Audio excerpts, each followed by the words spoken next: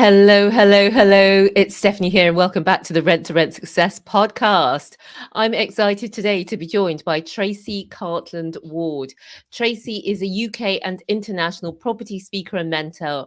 She got into properties after 25 years in corporate, and when she was starting off, she was a single mum to a son aged 11. She has a thriving community for women in property, and she's co-host of the Real Women podcast.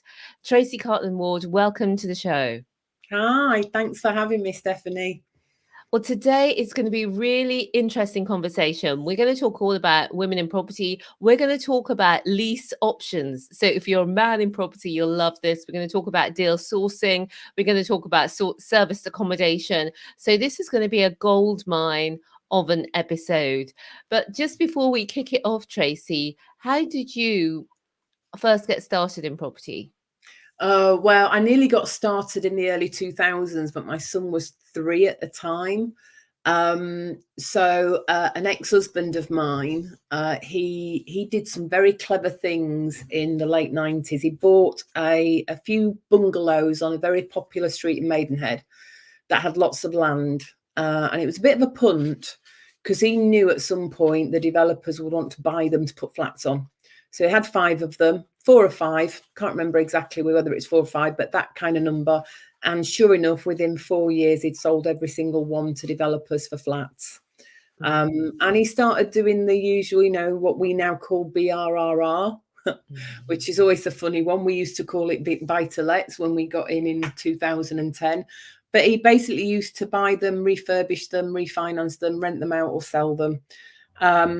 But I guess it was an excuse. I put it off because I thought, no, my son's 3. I don't have the time. I was still working a career at that time as well. So it was another 9 years before I woke up and smelt the coffee. And I started learning in 2010. That came off the back of having been made redundant from my very, very lucrative corporate career. So 2010, I thought, I'm not going to work for anybody else again. Started learning about property and went off for my first year of trading, so to speak, which was 2011.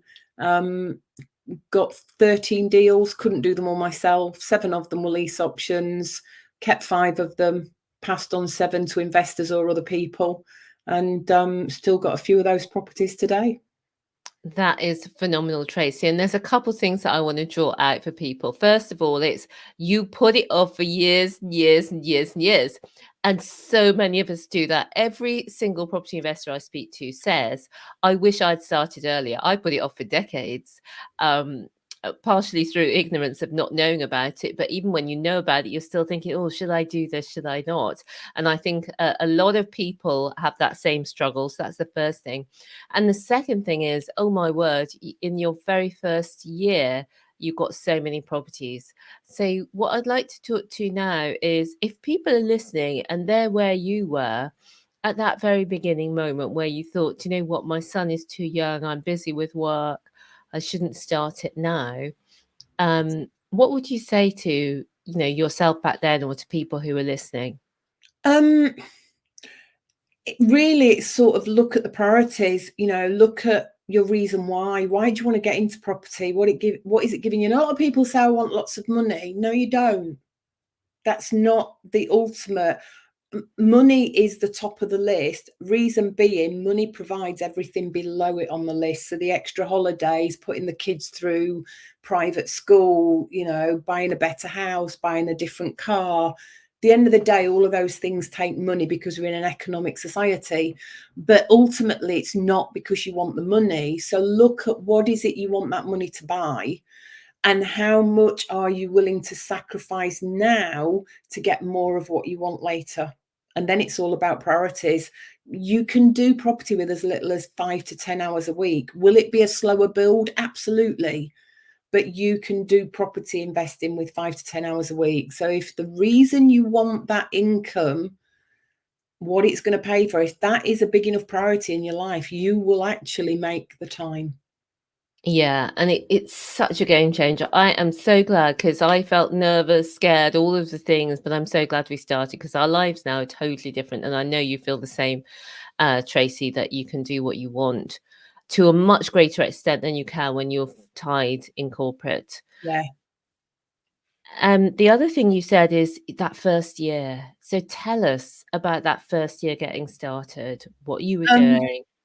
So I was born in Yorkshire, and at the age of 19, just shy of 20, I moved down south to get a job. And I spent the next 24, 25 years in a corporate career down there, lived in Berkshire. And in 2010, literally almost a couple of months after I started my education in property, I actually moved back up north with what was then my 10, 11-year-old son. And I was still contracting 3 days a week because I'd lost my corporate job through redundancy. I was leaving home on a Monday to go back down to Newbury for 3 days. Family were looking after my son, and I was coming back up on a Wednesday night, and then Thursday, Friday, he was at school, so I could actually work on the property. But it was all the things I'd missed as he was growing up, and the fact that even though I'd moved back up to Yorkshire, I still wasn't with him all week. I was still having to travel down south to do contract work.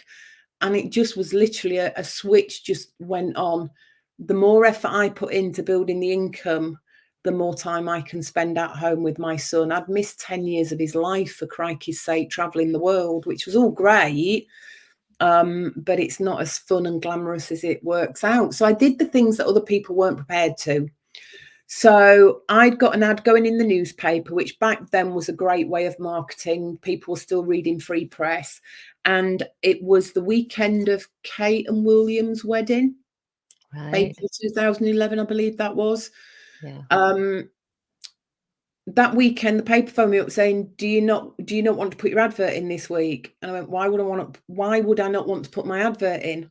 Well, because everybody else is cutting it for a week for the wedding. I went, no, I'm still going to put it in. They said, great, we'll give you a free half page for the price of your ad. So I'd got like an eighth of a box ad, and I got a free half page that allowed me to promote what I was doing.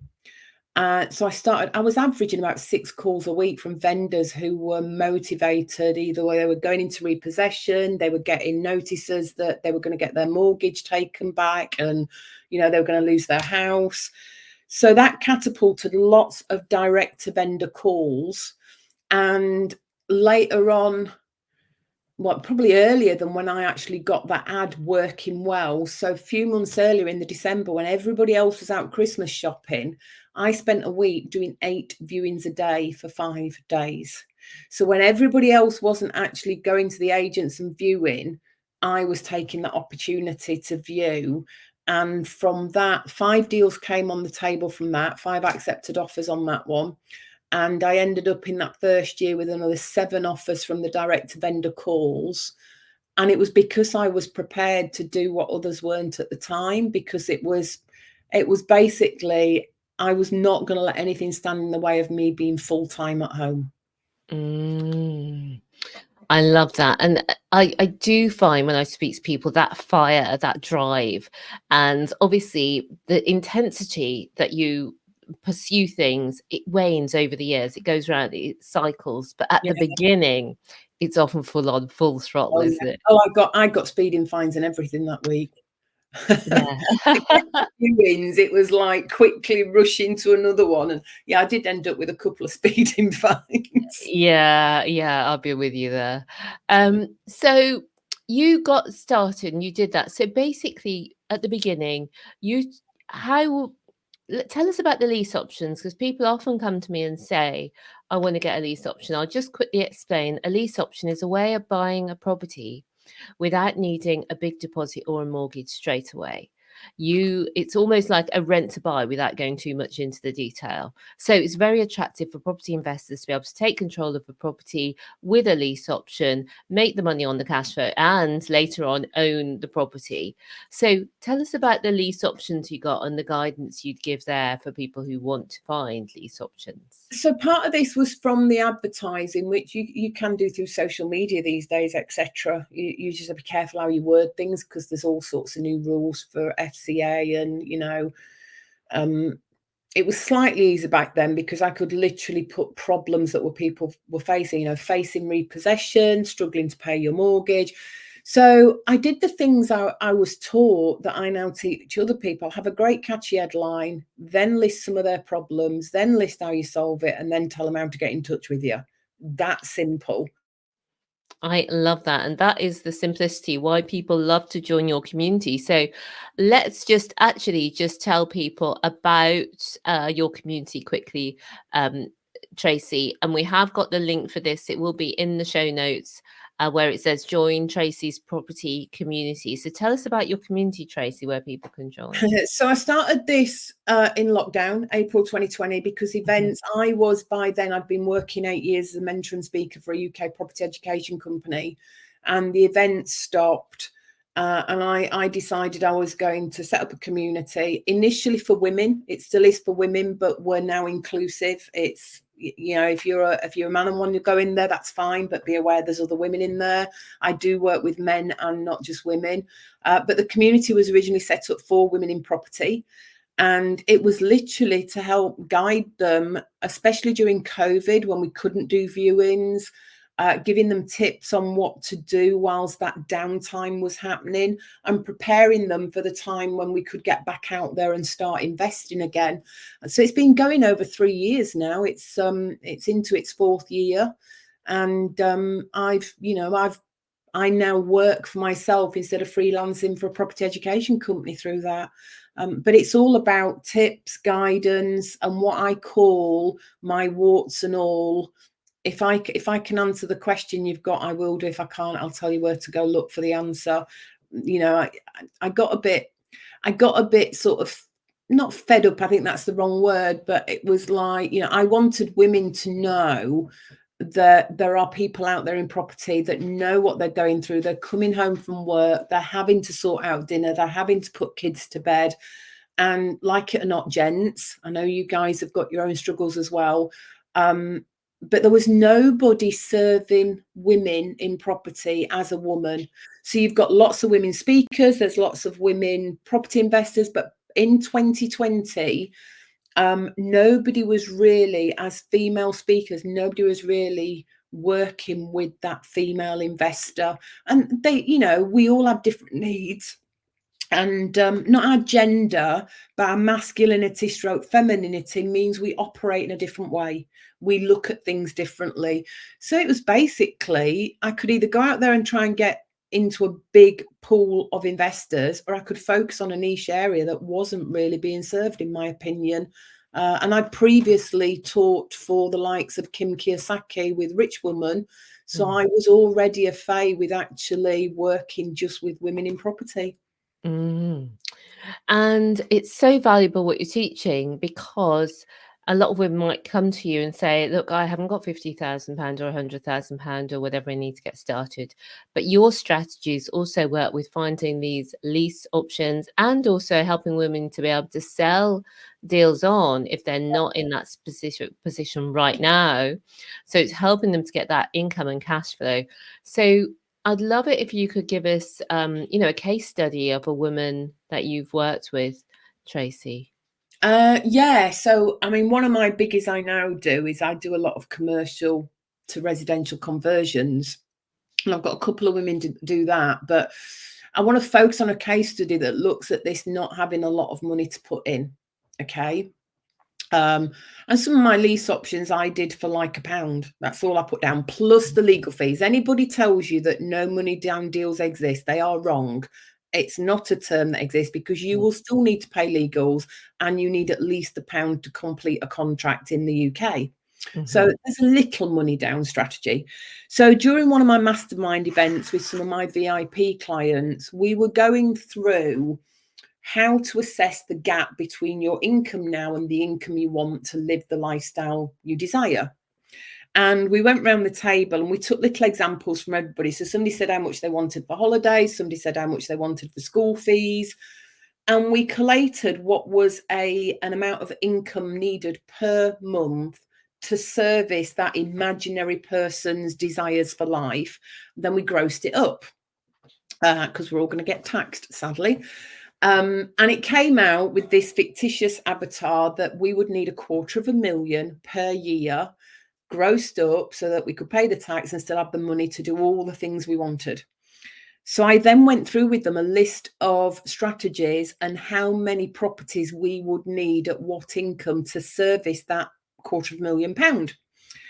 And I did this flip chart list. So how many HMOs, how many bigger HMOs, flips. We went through how many of each of these would we need to get £250,000. And on that list was serviced accommodation that you don't own. So rent to SA. And effectively, I think it was something like get 8 of those and 8 good cash flowing ones, and you could get that £250,000 turnover.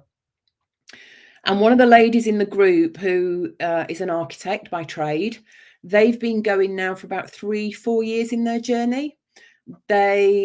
They were still on their first 2 properties that still weren't making income. So they'd got one property they were still finishing refurb, and another property they were getting planning permission on, both of which were conversions. One was a conversion refurb, and the other was an actual commercial conversion.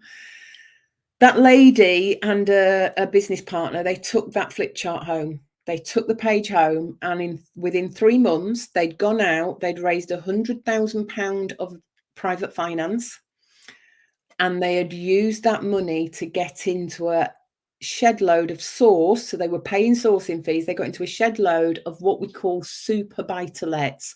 So it's like SA, but the rental's slightly longer. Yeah. So it's not with a tenancy agreement. It's still using the SA model, but you're renting for 90 days or more to companies. And within 3 months, they'd got properties on board, and they were actually taking, this is cash flow. This is after paying the management fees, the rents, all of that lot. They were cash flowing 13,000 to 14,000 a month. From 8 properties? It was about 7 properties they took on. Yeah, that's great, because that's nearly 2,000 a property. Nearly 2,000 property. As I said, this was a sort of mix between an SA strategy and a company-let strategy. So they were renting them. They were then renting them on as company lets to companies that needed to put their people in for, could be 90 days, 120 days. So it wasn't your usual 2-3 nighter. It was a super version model of it. But they took everything I was teaching. They went off and raised money. They paid the sourcing fees. They got the first few deals coming in, and they literally went from 0 income. They'd got property, but it wasn't cash flowing at that stage. They went 0 income to about 13,000, 14,000 a month. Yeah, that's incredible. And what you said at the beginning, £250,000, that's around 20,000, just over £20,000 a month. So to go to 14 within the first 8 months is phenomenal. Yeah. So I can imagine listeners thinking, right, whether they're men or women, they want to know more about your strategies and how to work with you. So I've now put on the screen, this will be at rentsuccess.com/198 if you want to see the video and the show notes, and it's whichproperty.com. You can contact Tracy through that, or in the show notes you can join Tracy's community. And also Tracy has a hugely popular quiz, so you might want to do the quiz. So tell us about the quiz, Trace.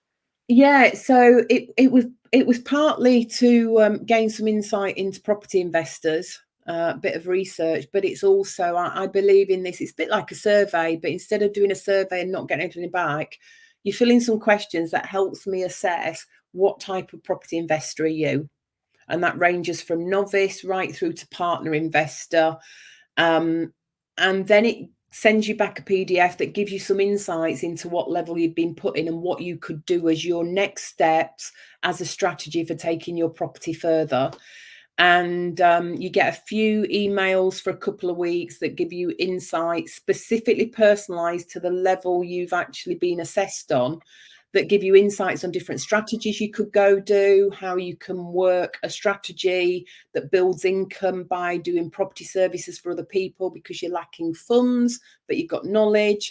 And effectively, in return for filling in this questionnaire that gives me insights on property investors, I'm giving you effectively a tailor-made route towards what you might be able to do next in your property journey. Oh, that's fabulous. I always love those quizzes because they give you such a good insight. And then in your case, you also get access to, you've got your free monthly Yeah, so call. we do a free monthly online property meet. We most of the time we have a guest speaker.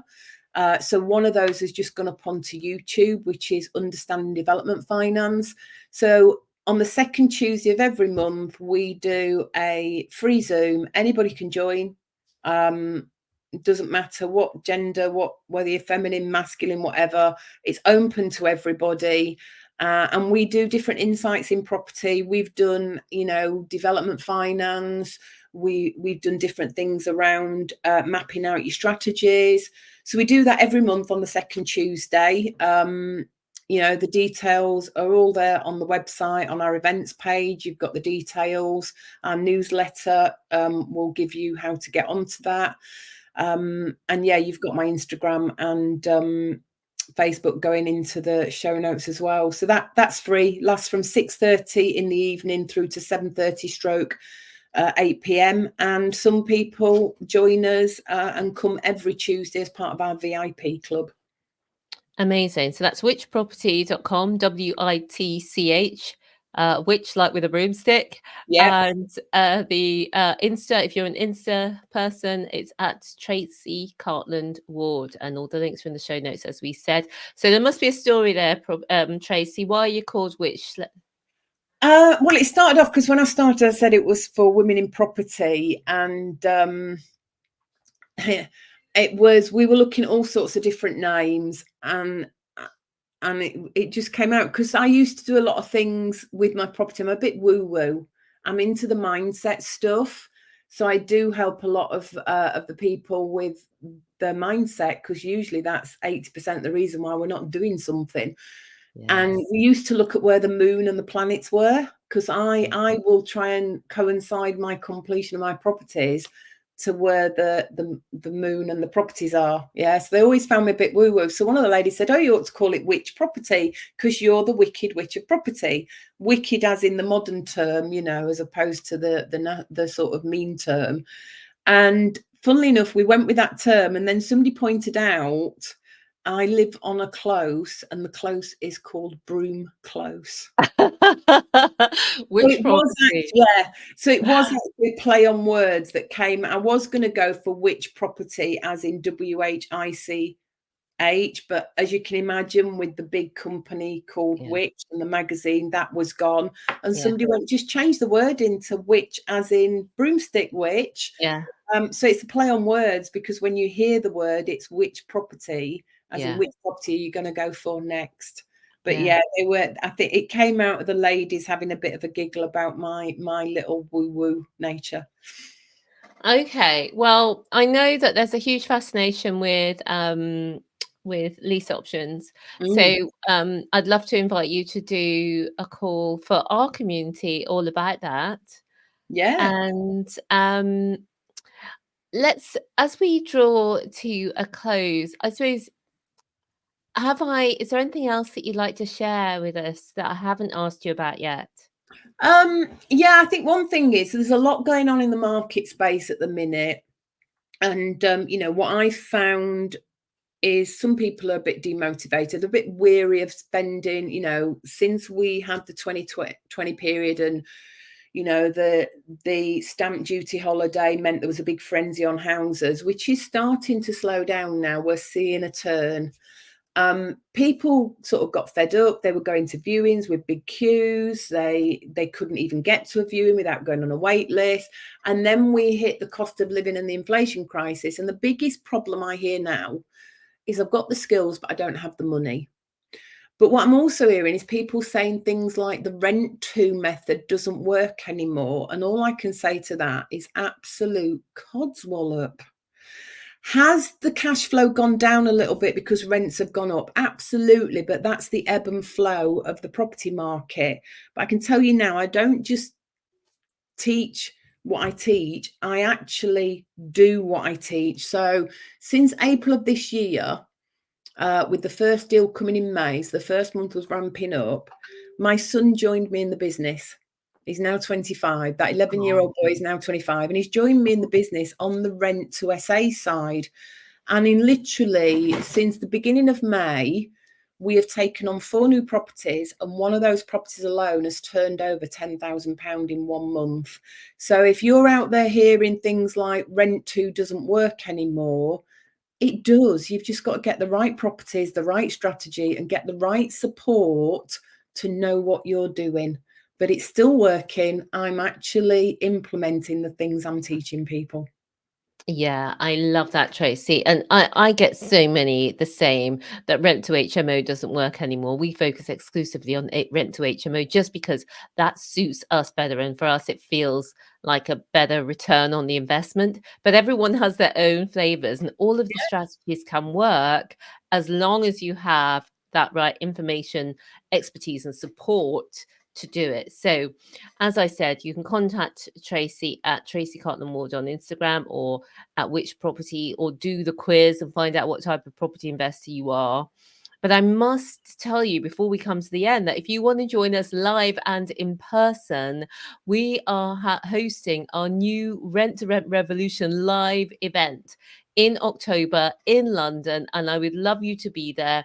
Go to renttoRentSuccess.com/list to put yourself on the priority list so that you're the first to know when that event goes live. Okay, Tracy, back to you. I'd love it if you could give us some final words of inspiration to leave the audience with if they're humming and hawing about getting started like we both were before we got started. My biggest one is comparison is the thief of joy. You will see on all social media people doing bigger things, people getting more property than you, people getting more income than you, people getting more cash flow. You know, we don't put on our social the cheese on toast we have for dinner. We put the 5-star meal. So what do you think the property investors are doing? They're not putting their disasters and the things that they've had to work hard at. They're putting the success and the end of the journey. So don't compare where somebody else is to where you are, because at the end of the day, there is only one guarantee in property investment. If you don't start, you won't actually get anything. Oh my gosh, mic drop. If you don't start, you won't get anything. And I think the other guarantee is whenever you start, you'll always wish you'd started sooner. Yeah, you always, and that's what I love about lease options though, because the best time to buy a property was 20 years ago. The next best time is now, but have it so you can pay for it in 5 or 10 years. That's why I love that strategy. Yeah, and I think that's a phenomenal one. So, sorry, Tracy is an amazing person to speak to, because she not only teaches you were saying with that case study, how to raise private finance, how to get lease options, and also how to really succeed fast with rent to rent service accommodation. So, thank you so much for joining us today, Oh, it's been Tracy. a pleasure, Stephanie. We've been arranging it for a while and we finally managed it. And do check Tracy out over on her Facebook as well. All the links will be there. Tracy Cartland Ward. She looks absolutely amazing, and recently had a bit of a health journey. I did, yeah. Yeah. Yeah. I decided to do something about my very own cake and biscuit festival that was COVID. Yeah. A lot of us Yeah. can relate with that So one. I decided to drop it. I've dropped about 28 pounds so far, and I've probably got about another 7 to go. Yeah. Congratulations, you look amazing. Thank you. And but we also love your brain and Yeah, the insights and everything that you bring. And so I'm really looking forward to joining your community as well, and encourage others to do the same. fabulous. Okay, see you soon, Tracy. Bye for now. Bye. And thanks for watching and for listening. I almost forgot where I was there. I thought I was on the phone. Remember, believe bigger, be bolder, be a game changer. And if you want to see us live and in person, do join us at renttoRentSuccess.com/list to get on the priority list for Rent to Rent Revolution live. It's going to be epic. See you there.